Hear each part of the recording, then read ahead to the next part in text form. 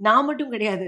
என்னோட டீம்ல வொர்க் பண்ற எல்லாருமே வந்து விமென் தான். I hire most of girls. யாரெல்லாம் கேர்ல்ஸோ அவங்களும் 3 மணி வரைக்கும் முழிக்கணும். இதுதான் ரூலே. So they all got practised. I am teaching them entrepreneurship கொஞ்சம் கொஞ்சமா.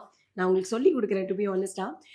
எதுக்கு அப்படின்னு பார்த்தீங்கன்னா, காலையில ஃபுல்லா பேஷண்ட்ஸ் இருக்கும். So I will okay. Be occupied till ஒரு 10 ஆர் நைட் 11, 12 வரைக்கும் கூட கேஸஸ் போகும். If the patient is travelling patient, ஒரு எமர்ஜென்சி பேஷண்ட் அப்படின்னா, then they have their flight. They come for this medical tourism. They stay here for 3 days.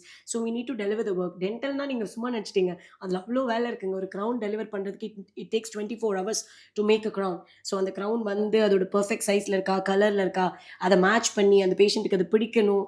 அந்த மாதிரி நிறைய இருக்கு. So it takes time for that. ஆனா என்னோட meetings எப்பன்னா, once the case is over only no will be able to do the meeting. ஏன்னா patient இருக்க டைம்ல எங்கனால மீட்டிங் பண்ண முடியும். ஸோ நைட் அந்த ஒரு 12 மணிக்கு மேல தான் எங்க மீட்டிங்கே ஸ்டார்ட் ஆகும். And it goes up to 2 also.